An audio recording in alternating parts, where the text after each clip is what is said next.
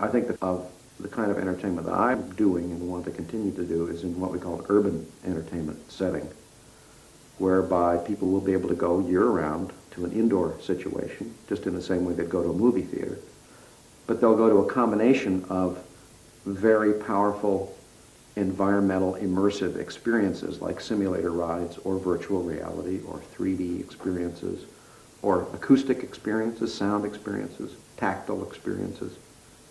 A wide range of sensory immersion experiences is now emerging, and that will be the new indoor urban entertainment center of the very near future.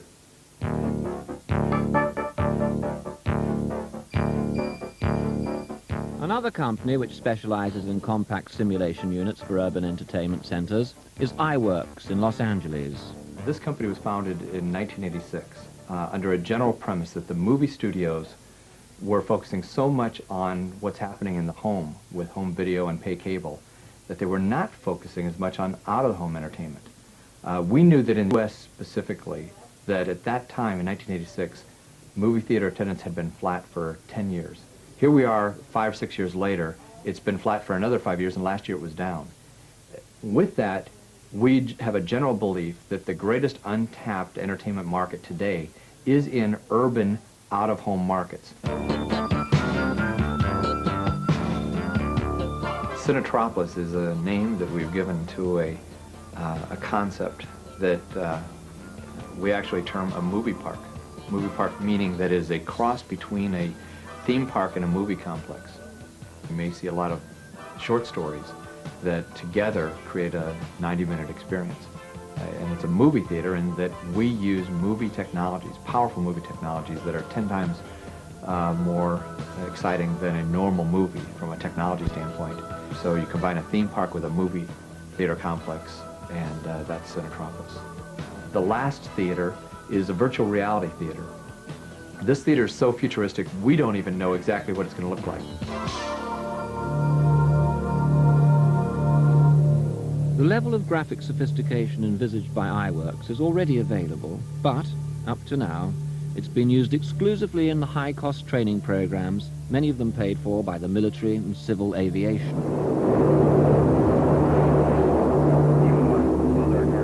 Since the 1960s, Evans and Sutherland have pioneered interactive computer graphics of this kind, but world events have caught up with them. Now that the battle plans are being redrawn, they're turning their sights on the leisure industry. Technology which trained test pilots is now being targeted on the field of operations codenamed virtual reality. If you got into the Air Force simulation, I tell you, it's thrilling. They had one in which they kind of came over to Los Angeles, went up Malibu, on some sort of a raid, I guess, over Madonna's house. And that was so thrilling that you could almost get airsick. But that's like a $10 million machine. We are trying right now to apply primarily is our visual system technology, the interactive graphics, to the entertainment field.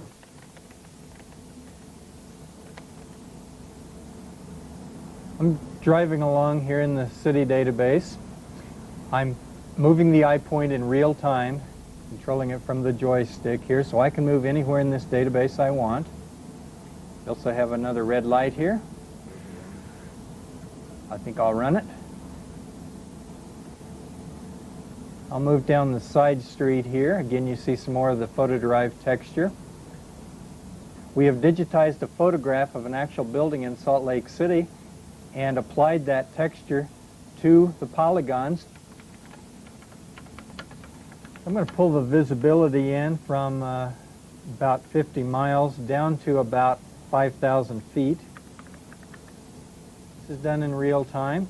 I'm going to bring it in even further so that we're down to about 750 feet. This might be a very foggy day in any town, whether it's Salt Lake in the winter or London at any time. A typical civil application of interactive graphics is the driving simulator, where the user is in total control of the environment and able to stop, start, and turn the vehicle at will, and in real time. The incredibly complex technology required to run this massive program has now been condensed into a unit the size of a photocopier, but the price has not contracted accordingly. Move through different vehicles, which is going right through the cars. and then I'm able to also go through the buildings. Nice thing about simulation is when you crash, there's no mess. Now remember, see, there's nothing very new about believing what's on an electronic screen. The average American watches television 7 hours a day like some amoeboid slug, passively being invaded by these electronic realities which are on the screen to get you to buy beer or to vote for Bush or something like that. So the idea of really believing, accepting, and having your life changed by what's going on the screen is almost addictive now. The media has very much hyped up virtual reality to be something it's not. If you look at the most recent film that's been launched in the States in this country, Lawnmower Man, some of the quality of the graphics that's being used in that is way, way above what we can achieve at the moment if you intend putting that onto a three-dimensional or stereoscopic headset. If you look at the holodeck on Star Trek, The Next Generation, that is very, very many decades away in the future. When you read some of the newspaper articles where they're inviting you to take a fantasy space flight, or they're inviting you to become a macho man on a virtual beach, this is not the sort of effect that can be achieved with virtual reality in its current state.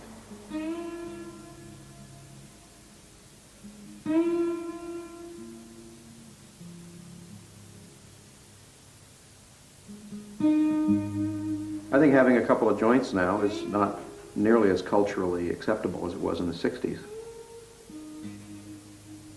The idea of putting on some goggles and being able to immerse yourself in some alternate reality is our culture's present version of a psychedelic drug alternate reality.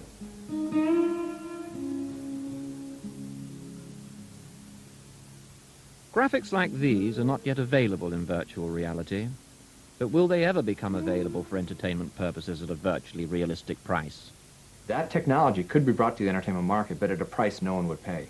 And it's a question of when the speed and capabilities of that technology reach a point, which right now, the general discussion is people will pay $1 per minute for a virtual reality experience. That is the point that people have to reach. They have reached that now, but with only low-end virtual reality systems. What virtual reality tries to achieve, it tries to achieve this immersion, this quality of immersion in a computer-generated world. It tries to achieve interaction with objects in that virtual world using the skills we were all born with. Now, to do that, it relies on quite well-proven and quite well-founded technologies, which are still very, very primitive. For example, you are requested to put on a headset that basically consists of a couple of pocket televisions to present imagery to the eyes of the user. It typically uses very primitive sensors on a glove to measure the movements of the fingers.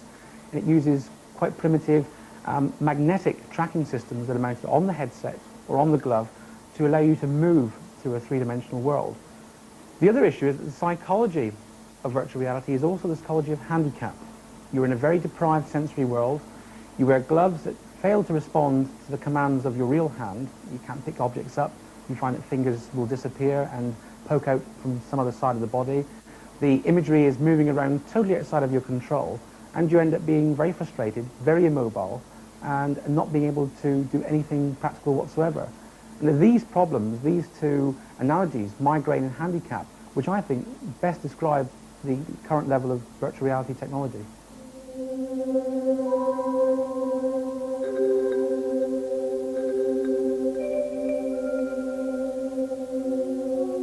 The first thing I'm going to do is use this little cursor to select a 3D flying function, select the rocket, press the green button for go, and now basically I fly in the direction I'm looking. What I've got here is a virtual kitchen. One particular interesting line of research for the Japanese. You can fly up and there's a frying pan. If I fly close enough, reach down, I can pick up this frying pan. Have a look at it, drop it on the floor, make it vanish altogether. Then we've got the teapot.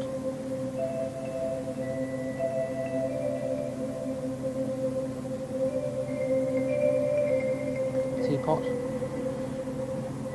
Now if I look at that, if I drop this here, the teapot will in fact drop down for some miles and carry on going into infinity. because we can control the experience. We can create an image with clarity that's 100-fold what today's virtual reality systems can create. On the other hand, we can't allow anyone to go their own path within our artificial world. And those are the two trade-offs. Do you want visual reality and a feeling of reality, or would you prefer to be in control of your experience?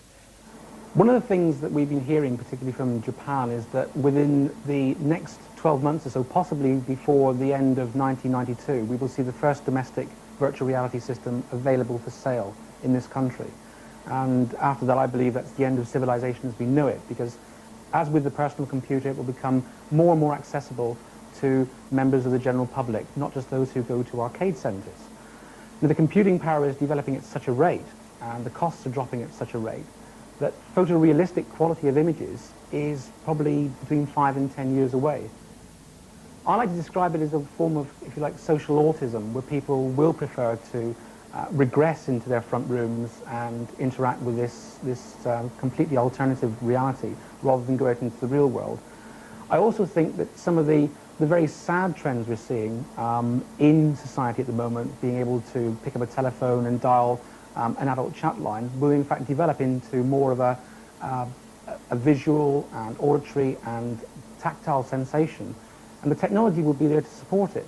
So we will have people, if you like, becoming very regressed into their own ways, their own worlds. I could see it becoming extraordinarily addictive. To take one example, in America now, there's a huge in pornography. As actual sexual activity becomes increasingly dangerous, as many people said, there's in greater interest in pornographic material. Now, it's been said, and I can see no reason why this shouldn't be so, that one of the users of virtual reality would be the pornographic industry, which of course in America is a huge industry. It actually rivals Hollywood. It exceeds Hollywood in the amount of money it makes. Now, if they produce virtual reality pornography, I would have to say that I think for most people that would be a hell of a lot better than the real thing. The famous interaction of television, etc., is finally becoming true, and at the same time you never get out of your isolation. So I don't think there is any special danger to it. The danger is really there in the constitution of the individual. The individual is basically very lonely. I know that there are people working on what they call retinal injection, which is the idea of, rather than the image being out here for me to look at, you could in fact treat your eyes as projector lenses, sort of reverse the idea, project an image into your retina rather than your eyes looking out into the world, so that it might be the experience of like a dream, and you might be able to put into your head something that's like having a dream that's not out there, that's in here. Clearly would be, at some point in the future, a means of perhaps controlling people by providing them with something which was so exciting, which was so stimulating, which was so different from what they were getting in their rather humdrum lives. They were prepared to go along with the system, go along with the regime, in order to qualify, perhaps for a token for good citizenship. You see, instead of a citizen's charter, what you get is a ticket to some sort of super theme park in the year 2050.